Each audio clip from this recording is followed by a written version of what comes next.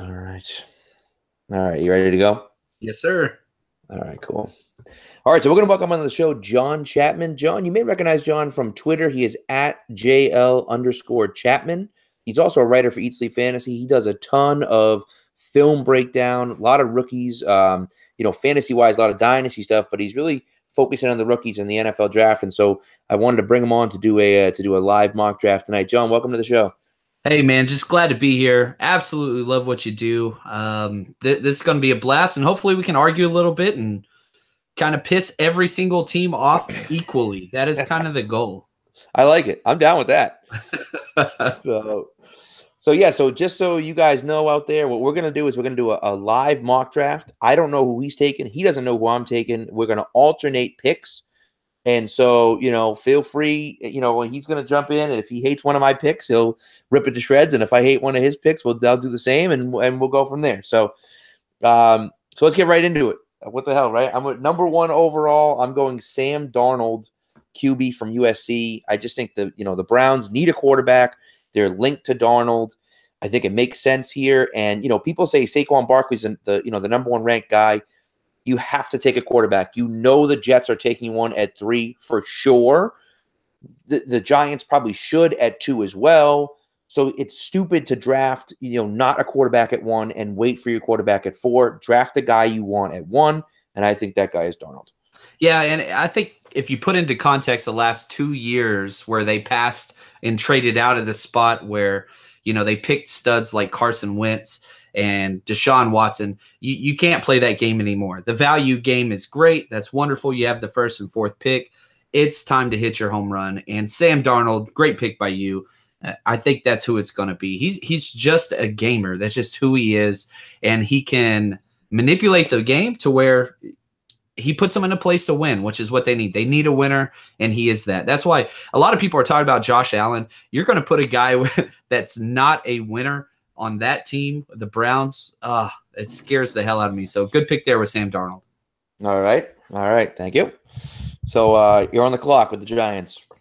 Giants got a handful of needs, and I know a lot of people are hoping they go running back with Saquon Barkley there, but absolutely not for me. I'm going Josh Rosen, quarterback out of UCLA with the number 2 pick to the Giants. New coaches mean quarterbacks. That's just the way that it is. And it doesn't matter how much Gettleman loves Eli Manning. He's 37 years old. So why not go get the guy that is a picture-perfect rhythm passer just like Eli, very similar playing style. Go ahead and plug him in. He can sit for a year. He can sit for 2 years. That's fine. But you have your signal caller for the future. You make Odell happy. Everything's great. And just move on. Because they're not going to be picking this high again. And if they really believe that they were competing this year, there's no way they trade away JPP. So I think it's going to be a quarterback here. Yeah, it makes sense. I mean, people are talking about them drafting Saquon or them, going in a different direction than quarterback. But like you said, ideally they're next 5 again. You don't have a chance to get a guy with as much talent as Josh Rosen, hopefully ever again for them. You have to take him at this point. Sit him on the bench for a few years. That's fine. He learns under Eli and he's good to go. So I like that pick there. So number 3 to the Jets. Jets traded up. They're obviously drafting a quarterback. As much as I want to go with my boys, a part of my take and draft Josh Allen, I'm going to do Baker Mayfield because Baker Mayfield he fits in New York. Like, are you kidding me? The Jets and New York, and it just makes sense. It just makes too much sense. I'm not even going to talk about him as a player. It doesn't even matter. Just his personality in general, he needs to be on the Jets for, if nothing more than just the comic relief. Man, and New Jersey goes wild, right? Yeah, right. They would absolutely love this pick, and I think it's a good fit. I'm with you there. He comes in with the swagger that New York's loves, and he doesn't have to start right away, but I guarantee you he'll be starting by the bye week. Yeah, I agree. All right, who do you get at 4? Okay, so you had the Browns taking quarterback with Sam Darnold number 1. I'm a very big believer in positional value, and I think quarterback above everything else. And number 2 is pass rushers. If you can get pass rushers, that changes the makeup of a team. I understand that they went Garrett last year. I understand that they have depth there, but they go get Bradley Chubb with the 4th pick, who is by far the best pass rusher in this year's draft and the best defensive player. And I just think, why not? Make it an absolute nightmare for every team that comes to play you and build up on those premium positions. Love Bradley Chubb, and I think that he's just such a solid defender. I don't have him rated as high as Garrett, just a step below, but I had him rated pretty close to where Bosa was, which is saying a lot. And again, that's before what we saw him do in the pros. The film is just awesome. He's such a clean kid. Back-to-back 10-sack seasons. Why not? It just seems to be such a great fit there. I have to tell you, as a guy who has the Broncos on the clock next pick, I'm a little pissed at you for taking Bradley Chubb because that's who I was going with for the Broncos. He's a beast. He's an absolute beast. And you're right. I mean, they have Garrett, but why the hell not? Why not put them at the bookends and say, okay, stop us? Like that's just unfair almost. So love that pick. Number 5 in Denver. It's tough, man. Like I said, man, I was going Chubb. I think I might have to. I think I'm going to have to go Denzel Ward from Ohio State. I think that it's a big need for them. I think corner is a big need for Denver, and I'm struggling with him or Minkah Fitzpatrick. I don't think they need a safety quite as much as they need a corner, and they lose. Obviously, they lose Talib from there. And they need a shutdown corner, and I think Denzel Ward is that. So I'm going Denzel Ward at number 5. I like it, man. Which makes a dream scenario for the Colts at 6. Oh, could you imagine Quentin Nelson and Saquon Barkley sitting there at number 6? That is just unreal. But in this case, I got him going Saquon Barkley.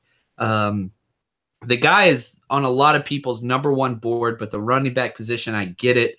It's stacked this year. It's not as valuable whenever you look at the other main picks, but just the idea of a healthy Andrew Luck, which is a stretch, and Saquon Barkley for fantasy purposes and for NFL purposes, oh my gosh. You're going to have 2 of the top 10 selling jerseys in Indianapolis, and it's going to be a packed house everywhere you go. So yeah. I'm going Saquon Barkley at 6 to the Colts. I'm with you there. I think it's a good pick. I will say I'm a little surprised. If I'm the Colts there, I don't love the Barkley pick because I like Marlon Mack myself. And so taking a top 10 pick, even on a guy as good as Barkley, I feel like I have a guy there. But, I mean, he's an elite talent. So, I mean, what the hell, right? Right. Yeah, I think they could go Quentin Nelson there easy. I think that'd be a great fit as well. But you're trying to hit a home run. Why not? Right. So down to Tampa at number 7, and I'm tempted to go Nelson because he's just such a beast. I just don't know if they need the O-line help. And I think really, to be honest with you, secondary is an issue for them. I'm going Minkah Fitzpatrick here. I think that he's just a playmaker, and they need that on the back end. They struggle with that last year, and so I think that's where you're going to see them go at number 7. Yeah, and I think that you're right, that the position is there. It's going to be Minkah Fitzpatrick or Derwin James. I'm not sure which one they will go with, but my money's on both those 2 guys, which brings us to number 8, the Chicago Bears. And I think this is this guy's floor. Quentin Nelson, guard out of Notre Dame. I cannot imagine a situation where he gets past this. And just to say this, the Bears hired the offensive line coach from Notre Dame. So yeah, he gets to be coached by the same guy at the NFL level, and he steps in day 1 at a position of need. Why not? You've surrounded Mitch Trubisky with so many weapons through free agency.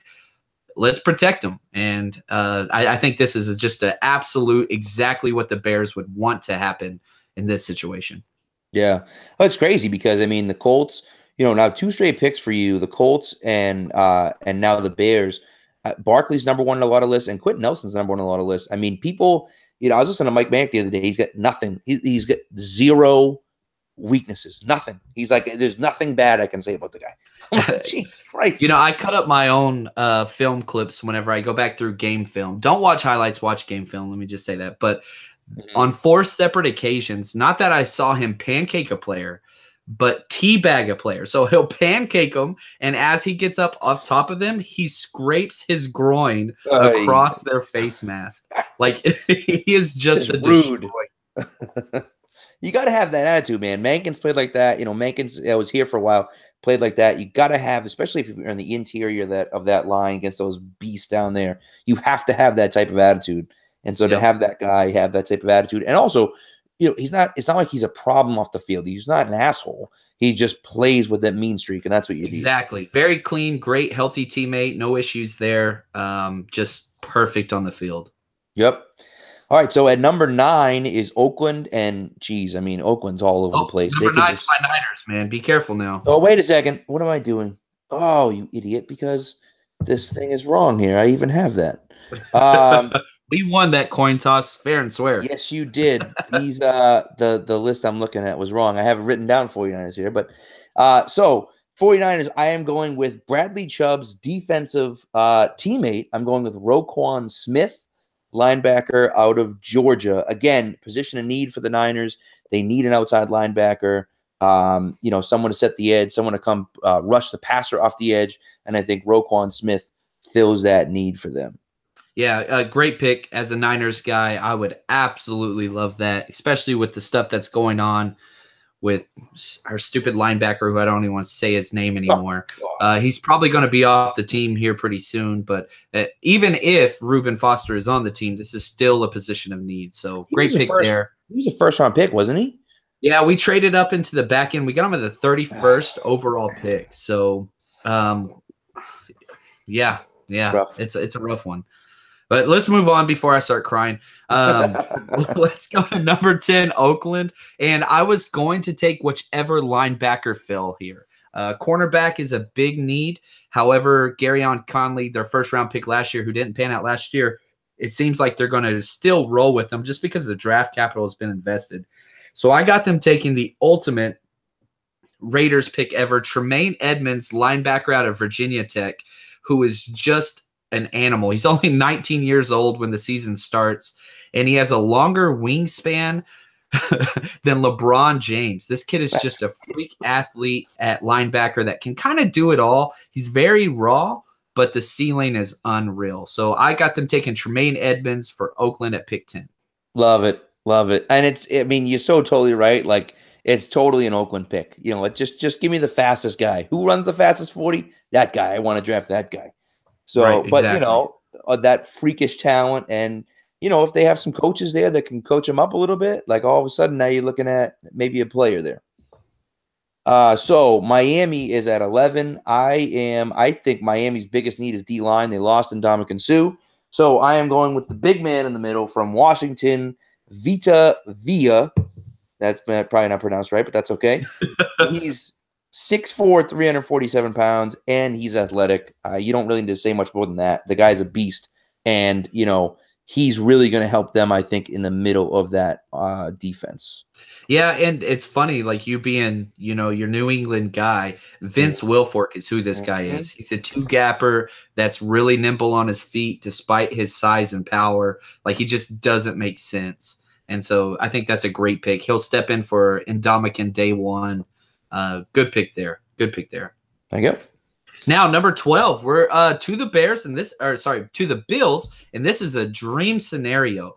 We have only lost 3 quarterbacks, which means there's still a big-name quarterback there. I am going Josh Allen to the Bills. I don't think that this will happen on draft night. I think somebody will trade up, possibly the Bills, but this would be perfect. He steps in, and he's a project. I'm not a big Josh Allen guy, but his height, speed, athleticism, and arm talent is unreal. Somebody is going to jump on this kid early. I think this is a mistake. I don't want him, but he's going before 12. 12 is the last pick that he could possibly go. Yeah. No, I mean, it makes sense. I think that you're right about that, where it's like, yeah, I don't love the pick either. I'm kind of with you on that. But at the same time, you're right. Like, it's, that's kind of what they have to do, right? It's happening. I mean, he's going somewhere in the first round for sure. Yeah, 100%. I agree. All right, so Washington's next, and Washington's interesting because they could look quarterback, but there's no real quarterback available at 13. Kind of a tough decision here. I'm going back and forth a little bit. I think I'm going to go a little bit off the draft board, maybe a little bit, and I'm just for the best player I think available. I'm going to go Derwin James from Florida State. I just think they're missing playmakers on defense. They need defensive playmakers, and so that's where I'm going here. I wouldn't be surprised to see them possibly go wide receiver, but I think here it makes the most sense to go defense, especially in the secondary where they're lacking some of those big players. All right, very good. Let's jump to the Packers, who I think they're going to do something very similar to what they did last year. They gave away Demarius Randall, who they liked him, the tall corner / safety. They sent him to the Browns. It didn't work out, but I think they fixed that. And they go cornerback Joshua Jackson out of Iowa.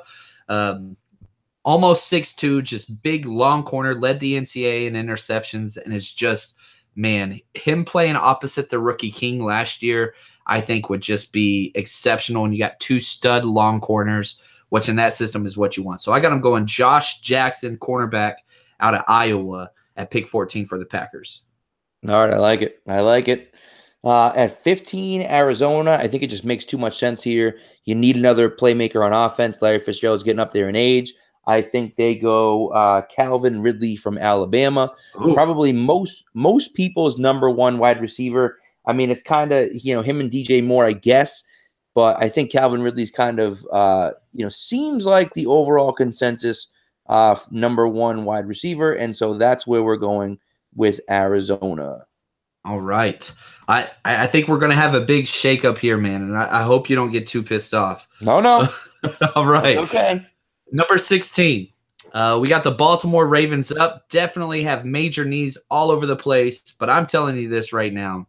That quarterback situation is not going to continue. Something is going to change. And I'm going with Mason Rudolph, quarterback out of Oklahoma State. The best deep ball thrower in this draft, and it's not even close. Absolute athlete, big, tall kid, good-looking kid. I think that he is going to be a guy, and the amount of quarterback-needy teams is unreal this year. And with teams like Arizona or Baltimore or New England, there's a lot, or the Saints, where you have these older starters that just you've got to prepare for the future. And in Baltimore's case, not only do you have an older QB, but you also have not played well. So I'm going to be crazy here, but I'm going Mason Rudolph, quarterback, Oklahoma State, number 16 to the Ravens. I love it because I think Joe Flacco's a bum, to be honest with you. But gosh, I just don't know. I don't know if they're willing to admit that. He won the Super Bowl in 2012, played unbelievable. I think it was like it was either 11 touchdowns and 0 interceptions in their game. I mean, it was. Yeah, he went nuts against my Niners. Broke my heart. But that was it. Trying to get rid of him, I guess, right? I mean, did the same thing to the Patriots in the AFC Championship game. So yeah, but that's. I mean, I don't know. But he sucked ever since. So it's just like I don't know. I love it. And you're paying him so much, right? I mean, that's the thing. It makes sense here. I don't know if they'll actually do it, but that would be awesome for the Ravens just to kind of say, you know what? Screw convention. Screw this. Like, who cares about? I know Flacco's here and he's decent. But we need to actually win, and to do that, we need a quarterback. And Rudolph, I think, is a good pick there. I like that. So 17 with the Chargers, they need offensive line help desperately, and so I am going with the number 1 tackle on the board, and that is Mike McGlinchey, tackle from Notre Dame. Just makes sense. Like I said, he's the best tackle out there, I think, and he's very clean. His film is the most boring thing in the world. Like, he's not a pancake guy. It's just boring every time you watch him because he just does his job, and his job is to stop people from getting the backfield. So love this pick. Great pick. Yeah. All right. So there you go. There's pick 17 with the Chargers, and 18, you're up, my friend. Man, 18, I hate that this has worked out the way that it has. I hate the Seahawks at 18. Can't stand them, but they get the second best pass rusher in this draft, Harold Landry. A guy that can step in day one and play their outside edge position, can move inside if you need him to. So I got Harold Landry, edge rusher out of Boston College, going to the Seahawks, and I cannot stand this pick just because it's a good one. Yeah, I'm with you there. I mean, around here, I mean, the only real college team around here is BC, so kind of sucks having him go to Seattle too. But you're right; it's the best pick available for them for sure. And so we're going to put aside the bias a little bit and make the right pick. So I like it. 19 is the Cowboys. I think the Cowboys are going wide receiver here. I really do, because it's Jerry Jones, and they got rid of Dez Bryant, and so they're going to want to replace him with a big wide receiver. And I think that big wide receiver is going to be Cortland Sutton from SMU. Ooh, I love that kid. Big dude. His freaking catches, his game film is ridiculous. And he makes tough catches in traffic. I think that's what they want. That's what they need. And so I think that's where they're going here. Awesome pick. Great pick. And he's a guy, I understand that people are low on Cortland Sutton, but he has things that the other top wide receivers do not have. And that is just unreal size. So he's going in the first round, folks. I get that people, you can talk about Calvin Ridley, you can talk about DJ Moore, that's fine. Cortland Sutton's going in the first round. Anyway, Moving on to the 20th pick for the Detroit Lions. Man, they've got a handful of needs, but they have not had a stud running back in a long time. And this might be a little bit of a shocker, but I'm going Sony Michel over Darius Geis. I love them both, but they love to throw the ball in Detroit, and Sony Michel is such a great pass catcher. He can do it all. So I got Sony Michel, running back out of Georgia, going number 20th overall to the Detroit Lions. You know what? I'm with you with Michel. I think he's a little I don't know if he's necessarily better than Geis, but I do think he's just more dynamic. He could be like, the Alvin Kamara this year's draft. And so, right. Yeah, well said. And if you look at what Detroit tries to do with the running backs, they throw to them like crazy. Theo Riddick is there. I get it, but they're not trying to thump, and they're trying to pass protect. And so I think Sony Michel is a better fit there. Darius Geis will fit with some teams better, and he'll be way up on their board because he's just a thumper, a team like Oakland or something like that. But Sony Michel is much more versatile. Yeah. All right, so that brings us to the Bengals at 21. A lot of people saying the Bengals are going offensive lineman here. I think they'd be insane to do that. They traded down 9 picks to get an offensive lineman from the Bills. It just doesn't make sense. They draft another tackle here. I just think that makes absolutely zero sense to me. I think they're going to go defensive secondary as well. And so I'm going to go with Jair Alexander from Louisville. I think the second cornerback off the board. And again, another playmaker, guy who can play good in man coverage. And they desperately need another playmaker in the secondary because their secondary is just not very good right now. Yeah, well, that's man, it's weird because he could step into that corner role or that kind of nickel corner role day one, and if he stays healthy, he has as high a ceiling as anybody. He's just really small and a lot of injuries, but if he can buck that trend, oh my goodness, what a great pick that is.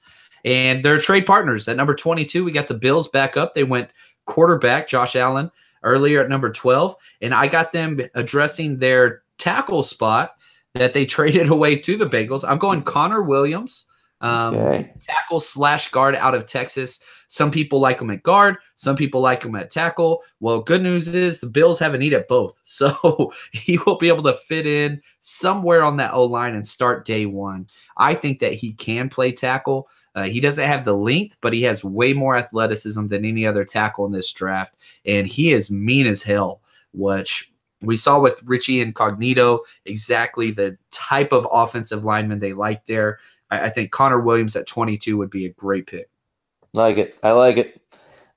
So Patriots are up, and this is my team, obviously, as you know. And man, am I so tempted to take Lamar Jackson here. I think Lamar Jackson would be an awesome pick for the Patriots. I think he'd be a great fit for the Patriots. I think he brings things to the table at the quarterback position that none of the other quarterbacks bring to the table as far as the full package of him. I know he has some pocket issues to work on. He has some, accuracy issues to work on. I get that. he's not going to start right away. And so I could see them doing that. However, I'm not doing it because I love me some Rashaan Evans, and I have to take him at 23. And so I'm going Rashaan Evans, linebacker from Alabama. He is such a Patriots player. Like, it's just kind of who he is. A guy that falls in the draft with unreal talent and instincts, and he's coached by Saban, which Belichick loves. I mean, it just makes perfect sense. Yeah. All right, so let's go. We are up next. We have the Carolina Panthers at pick 24. They lost a Pro Bowl caliber guard, and sure enough, we had some guards fall in this draft. Why not go with Will Hernandez, offensive guard out of UTEP, steps in day one where Norvell left off, and they don't skip a beat. Will Hernandez is a mean human being. And that neck roll that he wears, if you haven't watched this film, it's just a big old mean man. And he wants to hurt people.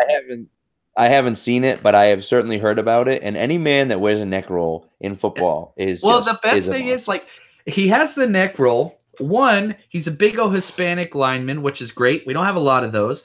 And he wears his jersey too short so his belly hangs out. And he just doesn't give a shit. So, like, it just adds to what he is. Right. And he just wants to hurt people. Like, he's a really mean human being. That's awesome. Love it. I love it. All right, so we here are at 25, which is the Titans. And I'm a little stuck here because they need a linebacker, and there's a pretty good inside linebacker in Leighton Vander Esch available. But they also need an edge rusher, and I think edge rusher is probably the more pressing need for them. And so I'm going to go Marcus Davenport here. Ooh, solid. I think that, that's the bigger – I mean, to me, I'm just going need. I think that, as far as player-wise, I think they're pretty close. But I think need-wise, that edge is going to be more important for them. All right. Next up, we have the Falcons. Man, they were so close to winning it all last year. I don't think people understand. Like, they almost beat Philly. Yeah. And who would have known if they would have kept going with that? But anyway, they have a huge need with Dontari Poe leaving. And I think they're going to take the best defensive line player available. And this guy fits their scheme perfect. Taven Bryan, defensive tackle out of Florida. His film's great but it's not complete. He has the best first step out of any person in this draft off the ball. He flies off the ball, plays behind his shoulder pads, not under, and just disrupts things. Now, the problem is he doesn't make a lot of plays or tackles or sacks, but he just messes things up. It's almost like Florida told him, just go back there and do your thing and wreck shop. And I think that he would fit into that system day one. And again, the Falcons do not have a lot of needs. They're a pretty solid team. And so Taven Bryan, defensive tackle out of Florida, perfect fit, number 26. I like it. And the Patriots are two-gap, and they're not sending guys after the quarterback. And the Falcons are just a lot of, pin your ears back and go get the guy and disrupt the line of scrimmage, and I think that's a great fit for them. All right, so 27 is the New Orleans Saints. New Orleans Saints, they've been trying desperately to replace Jimmy Graham since he left. Colby Fleener sucks, and so I think they're going to – I mean, that's just truth, right? So they drafted a stud wide receiver a few years ago, Michael Thomas. They're missing a tight end. I think they're going Hayden Hurst here from South Carolina. I think he's the best tight end because he's the most rounded tight end. The thing is that you look at the best tight end in the league, and it's Gronk, and yes, he's a great pass catcher, but he's also a great blocker.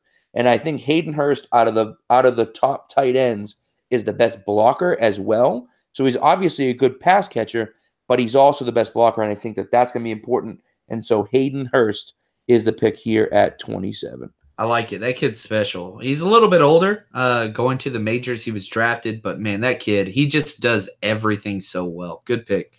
Number 28, we have the Pittsburgh Steelers up, and I think they have to address the middle of that defense. We saw how terrible that team fell apart after their linebacker got hurt, and that was just such a mess scene, and I hope that he gets to play again out of Ohio State. But I think they go inside linebacker, and I'm going Malik Jefferson out of Texas. which might be a little bit of a stretch, but he has that insane physical kind of athleticism that they seem to love. I think Kyle Van Der Esch is another possibility here, but he's much more of a fundamental player instead of a physical specimen. So I'm going Malik Jefferson, step in and try to shore up that defense and allow him to go. He has the speed to go side to side, and I just think that would just fit perfectly in that system. Well, I think it's a good call. I mean, if you look at the linebackers that they typically go after, Shazier being a great example, they're guys that are, like you say, physical specimens that are fast, that can move laterally across the field, not just north and south, and can make plays. And that's what they always go after in Pittsburgh. So it makes sense, and it's a good pick. I like that one. All right, so 29, Jacksonville is on the clock. And Jacksonville lost Allen Robinson in free agency. I think they go after wide receiver. And DJ Moore is still sitting there. And so DJ Moore is the pick. A lot of people's number one ranked wide receiver, all the way down at 29. I think it's a great pick for them. Man, they have so many wide receivers, but yeah, I think that they have a lot of number two guys. They don't have the dynamic home run hitter that DJ Moore can kind of provide. Great pick there. Number 30 with the Vikings. There's a lot of different ways they can go, but you just spent so much money on a quarterback. Let's protect him. Your O-line was pretty bad last year.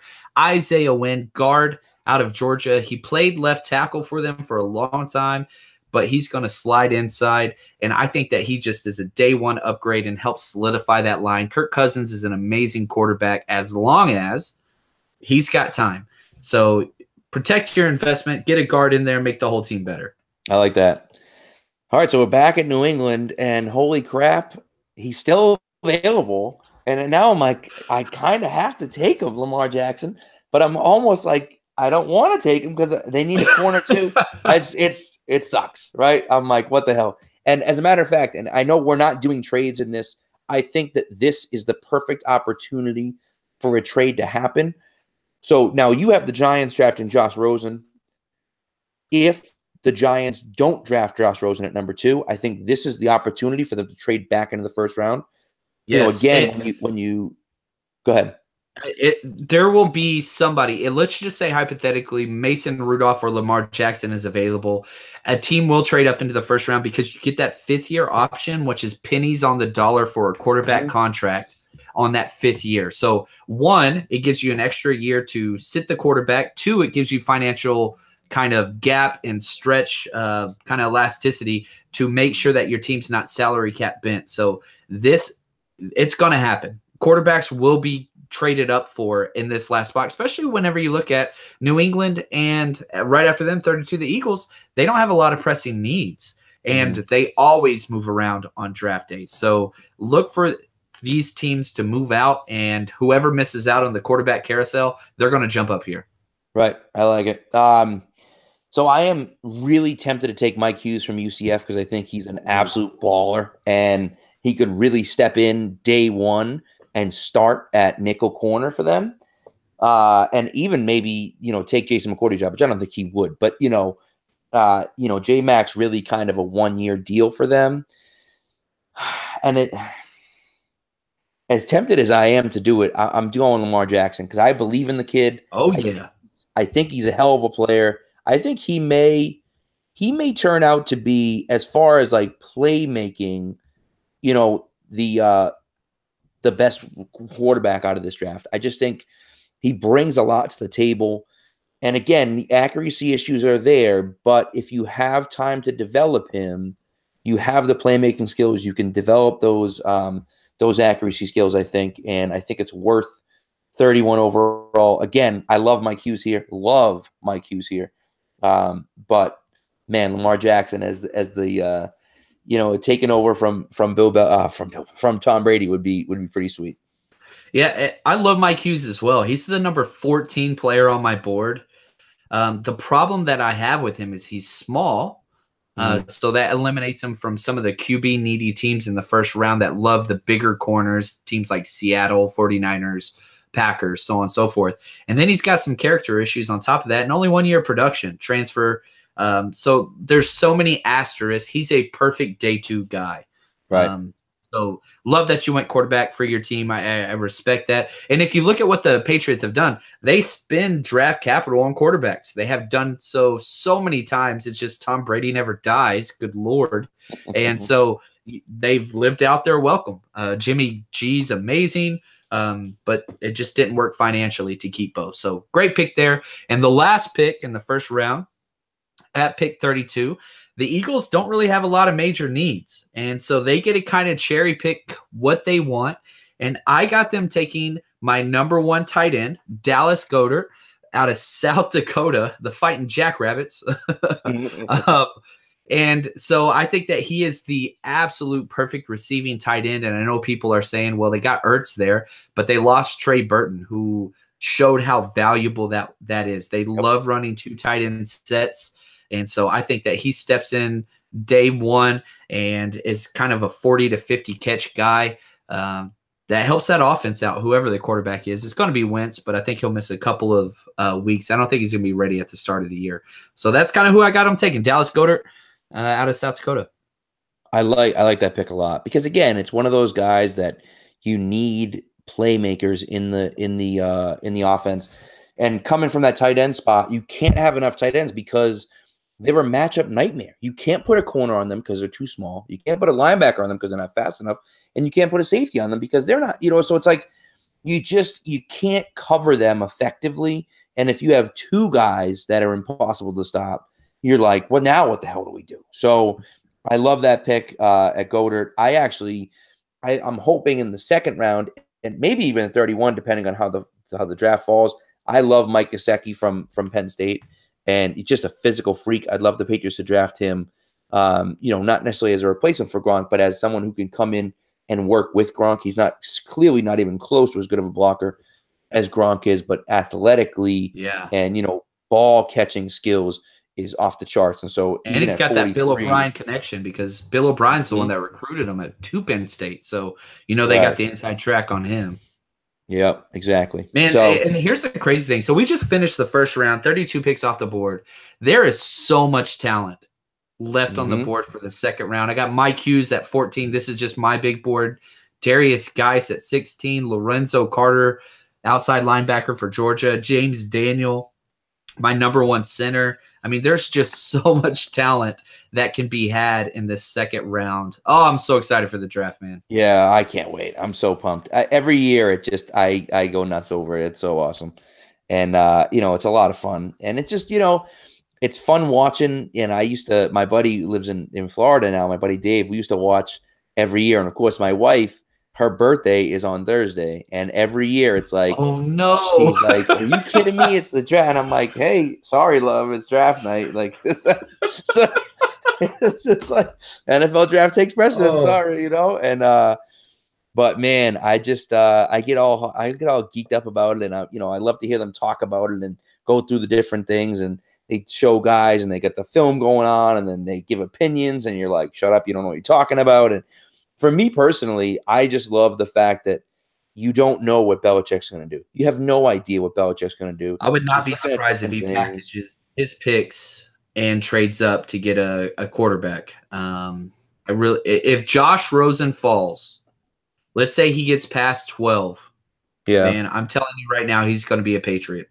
If Josh Rosen gets past 12, he's going to be a Patriot. Well, and that's the funny thing for me is that's where I was looking too, because 12 is the Bills. The Bills aren't going to trade with the Patriots. But so I could see, anywhere past 12, it does. It makes sense, right?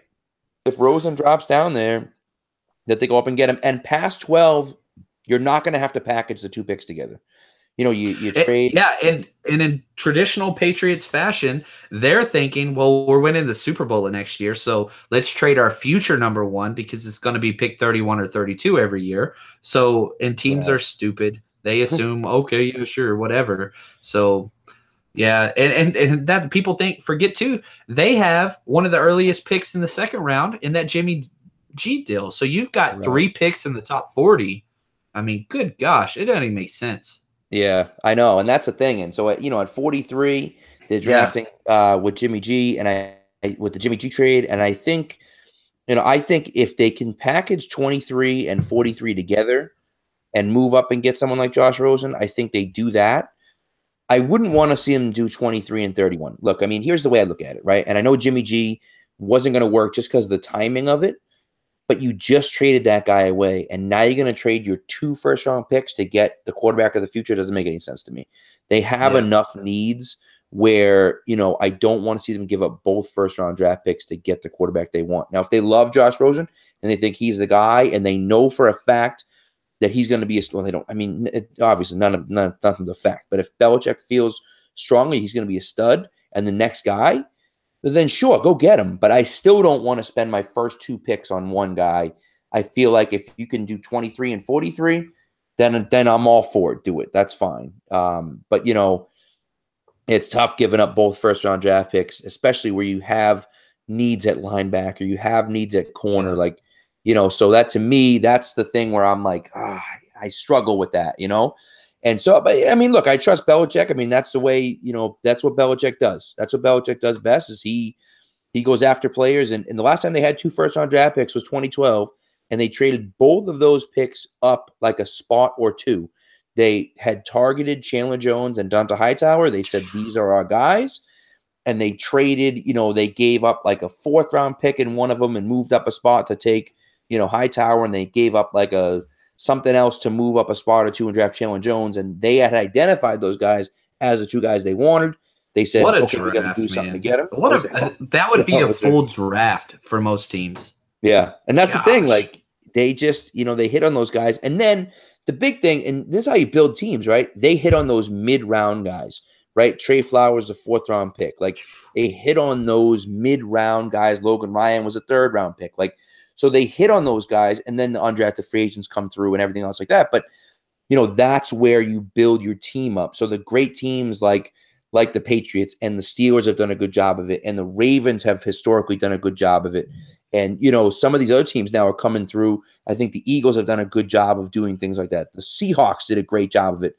Like your team isn't built in the 1st round. Right. It's built in the, 3rd, 4th, and 5th round.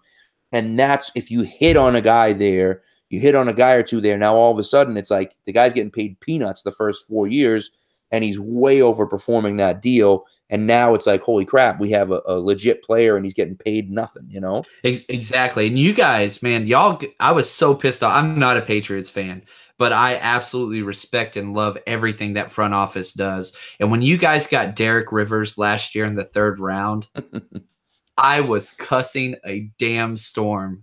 I was mad at all 31 teams I had him ranked as my number 34 player overall last year. And for you guys to get him in the 3rd round. Now he got hurt, which was a bummer, but he is going to be a beast this year. And that's like a free 2nd rounder that nobody in the NFL is talking about. That's going to be your starting defensive end day 1. Man, I'm so pumped about that kid.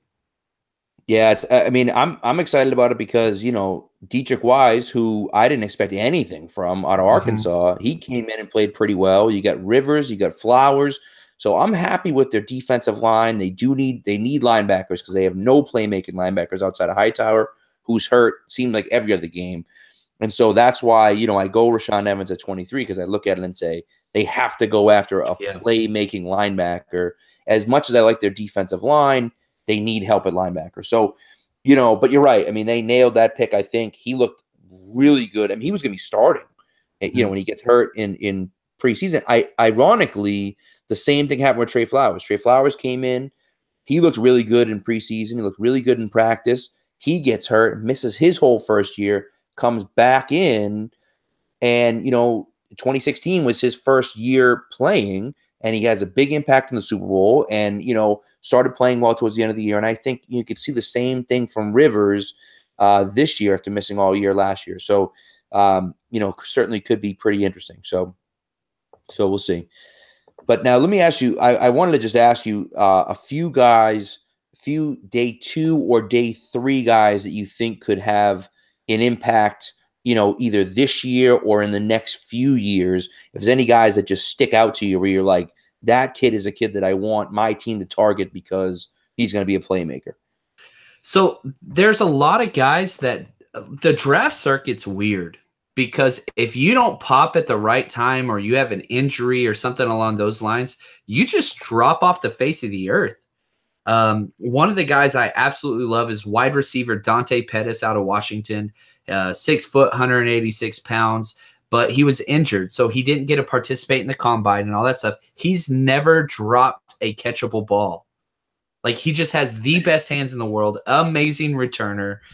He's basically Golden Tate, a smaller version of Golden Tate, and just 24 career touchdowns. And this guy's flying under the radar and is probably going to go in round 3 at receiver. It just doesn't make any sense to me. Love that guy. Kerryon Johnson at running back. I'm just looking across my big board, guys that are standing out.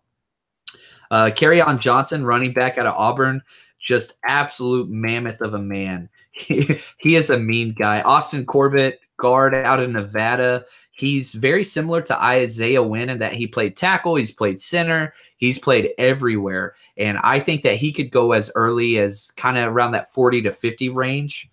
Man, Frank Ragnow, center out of Arkansas, he should be going in the first round, but he had an ankle issue and had to have a slight surgery, but never given up a sack. And 3 straight years starting for Arkansas. Guy can do a 360 dunk with the basketball. He weighs 320 pounds. Like, just unreal. That's just foolish. This is a deep draft.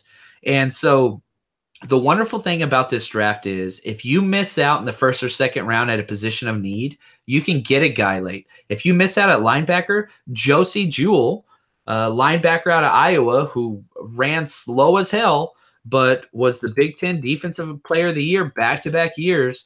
Like, he's going to be a guy that's going to be able to step in and start day one, no problem, just because he's like a Zach Thomas guy where he just has perfect instincts and understands football and is smart. But he's not going to fly off the board early just because he doesn't wow you. I mean, there's so many guys. Armani Watts, safety out of Texas A&M. The guy has so many tackles. It's unreal. 4-year starter for Texas A&M. There's so many guys that you're going to be able to get late. And I can't think in the last draft. So, for example, let me look at my big board. If I only I've got about 25 first-round grades, really should be narrowed down to 20. Having said that, for second-round grades, I have 39 grades for second-rounders. So, like, it just shows you the depth of this draft. There's so much talent that's there. Right. So people are going to hit on those guys, third round. Maybe some of those guys may even last to the fourth round, depending on the position. And, Exactly. that's a second round graded guy in the fourth round, which is ridiculous, And so I think, like we said, I mean, every year I feel like those guys, they fly under the radar and somehow they end up, on your team and they end up making plays. And I mean, look, you only need to look as far as a guy like Malcolm Butler, where Malcolm Butler wasn't an undrafted free agent. Like, people think like Malcolm Butler was he wasn't an undrafted free agent. Malcolm Butler was a guy where the Patriots said, okay, we have our undrafted free agents, but to hold rookie training camp, we need bodies. We just need more guys. So they said, okay, go out and get 10 guys. And Malcolm Butler was one of those 10 guys. They didn't target him. They didn't look at him. They didn't go after him. They just said he's just a warm body to be in rookie training camp. And next thing you know, he's winning the Super Bowl for him that year. And he's making plays all over the place, in training camp, and he's turning Brady's head like 2 weeks after that. And so it's like, it just sometimes it doesn't make sense because the guy doesn't, he doesn't test the way you think he's going to test or all these different things, but like, it just works when he gets there, and you just don't know what that's going to look like until it happens. It's weird, man. The Patriots have done that better than anybody, just implementing new talent. Adam Butler last year, you bring somebody in just off of whatever. He was an offensive center at Vanderbilt, and he comes in and gets a sack, in the championship game, which is just legit. So there's so many guys. Stay tuned.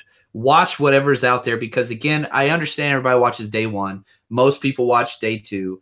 But pay attention because there's going to be a lot of moving. And pay attention to the teams that trade up to get somebody. That means that that should raise your ears that this is a guy we got to watch out for because this team saw something in him to trade up and go target him. That should just let you know this guy's going to be something. Yeah, I agree. I agree 100%. All right, so that was a lot of fun. So I agree. I want to do round 2. I know, right? So I think I can't go any further. Round 2 is like, that's way out of my league, man. I don't know what the hell I'm talking about. I had to fake it as I got to the end. No, I didn't have to really fake it. But so John, where can they find you? Like, so the best place to find me is on Twitter, JL_Chapman, CHAPMAN. But I do a lot of stuff. So I write for fantasy for Eat Sleep Fantasy, which if you're not following them and you're in fantasy football, you're making a mistake. It's absolute ball over there. But I also do my own 49ers Rush podcast, and you can look it up as that. I write for Full Press coverage as well. So I'm all over the place just because I'm a weirdo. But Twitter is the best place. Reach out to me, ask any questions. Very active on there, and I cut up a lot of game film. So if you're into game film and kind of coaching points, I'm a former high school football coach in Texas, so I kind of bring that to the table and break that down. So Twitter's the best place. And say, hey, like I'm just looking to start conversations and see what's out there. I'll be flying out to the draft, and I'll be covering all kinds of stuff and putting up podcasts during the draft as well. So that's awesome. That's where to find me. I'm jealous because I've always wanted to go to the draft, but it's pretty cool. It's pretty awesome that you're able to do that. And I will say I love the fact that you use the game film on Twitter because people will say, okay, this guy is really good and you should watch out for this guy. But when you post that game film and you're pointing things out that this guy is actually doing, you can just click play on that video and you can watch the guy for yourself. You don't have to listen to what someone else is saying. You're saying, look at this guy, this is what he's doing, and boom, there he is right in front of you, and you can see him play, and you can see what type of playmaker he is. And I think that really kind of drives home, the point you're trying to make about him. So exactly. And I'll say this, man, all the big film guys on Twitter, they're all pretty outspoken about Josh Rosen. And man, I think there's a decent chance your Patriots are going to get that kid. And if they do, I'm going to say so many cuss words. But anyway, I wish the best of luck to you Patriots guys. I mean, you guys dominate the draft. I love what y'all do there. Yeah, well, I appreciate that. And the Niners, I'm telling you what, man, the Niners are at 9 this year, and I think it's a great position for them because you have the quarterback of the future in Jimmy G, thanks to us. And thank you, by the way. And there's a lot of places you can go with that. And at 9, I mean, you could even trade up if you really loved someone, if you fell in love with a guy like Chubb and he dropped past 4, like, you could go after a guy like that or Denzel Ward or who knows. I mean, there's a bunch of guys that could drop to 9 there. So, interesting situation for a team like San Fran to be in. So I think we're both kind of set up for good futures here. So we'll see. It's going to be fun, man. Oh, best week of the year. Oh, I love it. It's the best. It's the best, So, well, thank you very much, John, for coming on. Really appreciate it. And maybe we'll talk to you again soon. You never know. Yes, sir. I appreciate it. And anytime, man, just let me know. I'd love to be on here. I appreciate it. Thanks, man. All right. That was fun. Dude, that was a blast, man. And I wanted to say, I almost said it before, like I coach Adam Butler. Like he's one of my closest kids. I coached him in high school. His junior, senior year. Yeah, he played left tackle for us out of Dallas. Or it's one of the smaller schools or bigger schools in Dallas, Duncanville. Great kid, man. Really cool kid. I don't think he's going to last long in the NFL, but he's a cool kid. Yeah, I'll tell you what, man. He played fantastic. It came out of nowhere and played fantastic. And I think he has a spot moving forward on the Patriots. So I'm hoping we'll see, but I'm hoping, man. He's just such a good kid. Like he's bought his dad a truck today on Facebook, which was cool, and he put the video on there. Like that was kind of like his goal, and because he's undrafted, so he's not making much money. No, right. But, that's awesome, dude. That's cool really kid. Awesome. It's easy to root for. It's funny because I was rooting against him so bad. and he made like a couple big plays. I was like, awesome, damn it. Yeah, I know, right? That's funny. Anyway. That's cool, man. That's cool. So do you like talk to him anymore, or you just kind of like not a lot? Everybody kind of blows him up, and so like, I talked to him a couple times. He's like, man, it's crazy all the people that come out of the woodwork, and I was like, hey, man, come out to California, I'd love to have lunch or something, whatever, but I get it. Focus on your Right. stuff. And so I kind of faded off just because everybody's blowing them up. But No, good and that's kid. a tough thing, right? Is that you become like, famous, you make a squad, and all of a sudden everyone wants to be your friend again. And it's like, Right. everyone wants something from you. You know what I mean? Exactly. And it's a tough ask, man. I mean, I've been trying to get people. I used to play basketball with Kevin Falk, and so I've had him on the show before. He's just a great guy, and he was like, "Yeah, sure, I'll do the show."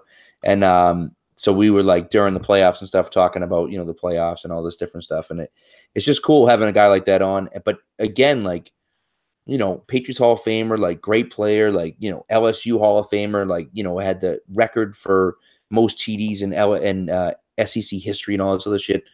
But he's just like the nicest guy in the world, and he just like Really? super nice guy and is like just super down to earth. And like when I started playing basketball with him, he was still on the team. And I just couldn't even talk to him because I was like, all right, I'm gonna like fanboy, like I can't do it. You know what I mean? I was like, because Yeah. I'm gonna look like an idiot, you know what I mean? And he's the one that started talking to me. He's like, hey, how's it going? Like, this and that. And we would just shoot the shit, in between games. And I was like, man, this guy is so cool. And we'd walk out in different things. And I told him a story. So it's too funny, dude. I told him the story, but so I grew up, watching pro football and I knew nothing about college football.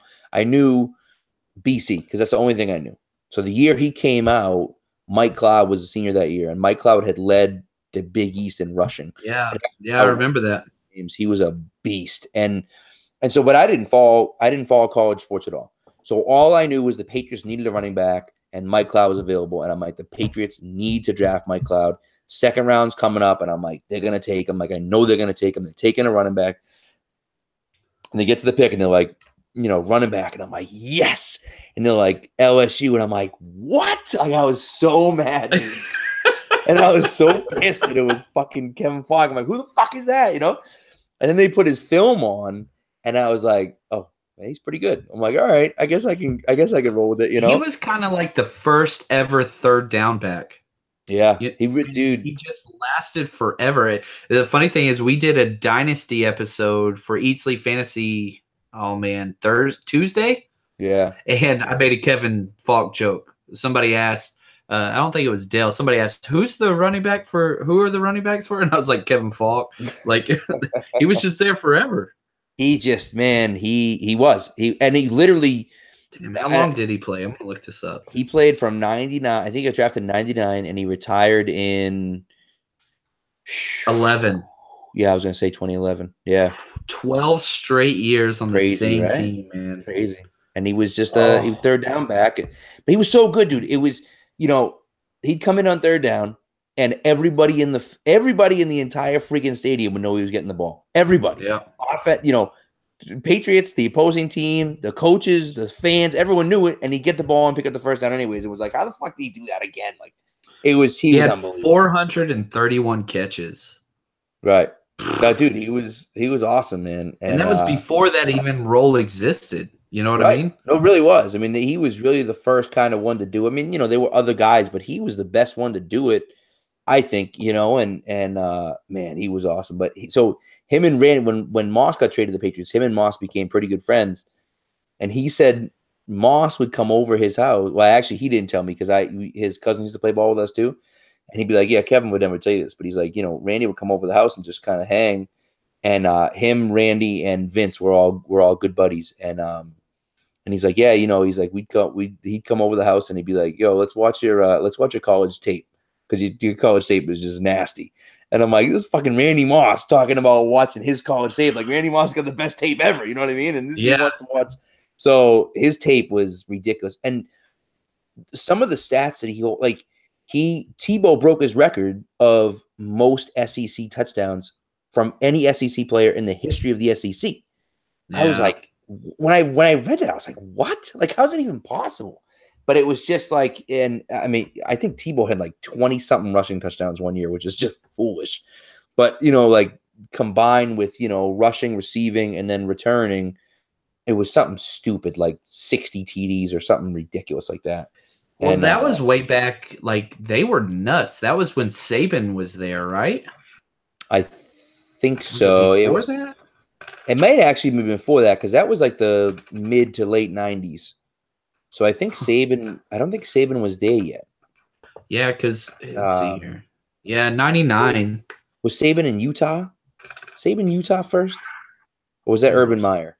Let me cuss words. I don't know. Damn it. Nick Saban. Oh, shoot. When was he there? I hate Nick Saban. Yeah, you're not alone there. 2007. So yeah, he was there in 09. So no, that's not 2003. So Yeah. So he was there after Falk was there, but yeah, Falk was just a beast, dude. And he, like I say, wicked cool guy and just like super down to earth, like just a genuinely nice guy. You know what I mean? Like, which is cool. And it's so funny because I used to tell people, I was like, oh yeah, I know Kevin and this and that. Like, oh yeah, sure, okay, yeah, you do, And I would even tell my parents, and they were like, yeah, okay, whatever. So my father works at the Patriots Hall of Fame, and does he so really? Yeah, he works for Verizon, but then he works part-time at the Hall of Fame because it's a cool spot, man. If you ever come up this way, it's a really cool take. It's just they have a lot of cool historical stuff and a lot of interactive things. It's really, really what they did there is really nice. Yeah, And that sounds awesome. yeah, so every time they induct someone into the Hall of Fame, they have a speaker series where the guy comes and talks and then signs autographs afterwards, whatever, right? So we go to the speaker series, excuse me, and when Kevin's talking and we're standing at the elevator about to go up, and Kevin walks up with Brian, who's the guy that runs the hall, and he sees me from behind. He doesn't even see my face, but he sees me from behind. He's like, "Is that Pat Lane?" And I turn around, I'm like, "Kevin, what's up, man?" And we like shake hands, and my parents like looked at me like, "Oh shit, you really do know him?" Like it was just like it's like the best day ever. They weren't, and I'm like, why isn't everybody here right now? Because like, so, but it was cool. He's just that type of guy. He's just a really cool guy. So does he still live up in Boston, or did he go back down south? No, so he lived in Boston for a while. His plan was to live in Boston until his son graduated from high school, and then he was gonna move back down south and work at his old high school, and eventually become the football coach there. Oh. And I don't even remember a few years after he retired, they offered him, I think, the offensive coordinator job down there. And he was like, I can't pass it up because, it's a legit program. It's the program he's always wanted to be in. They gave him a teaching job along with it. So he's like, I had to take it. So he went back down there and he's working at his old high school. That's cool. I believe it's the offensive coordinator. As a matter of fact, he just took a job at LSU as like I don't know what he's doing, like a player liaison or right. I don't know what it is, but he just took a job at LSU this offseason. So he'll be working at LSU next year. So that's cool as anything, man. Yeah. So well, Pat, I need to jump off here, man. They're an absolute blast. Anytime you just want somebody to jump on, dude, I'm down. I appreciate it, man. Thank you very much. I appreciate that. And it was a lot of great time. So it'd be a lot of fun. I'll put it up. And I'll tag you in it when I put it up tomorrow. Or I'll put it up tonight, but I'll tag you in it tomorrow when I tweet it out. Okay, cool. I'll be flying part of the day, so if I don't respond, yeah, right. Don't worry about it. Take your time. I mean, don't worry about that. Have a blast, dude, in Dallas. That should be a lot of fun. Hell yeah, man. Thanks a lot, bud. Take care, brother. All right, man. You too.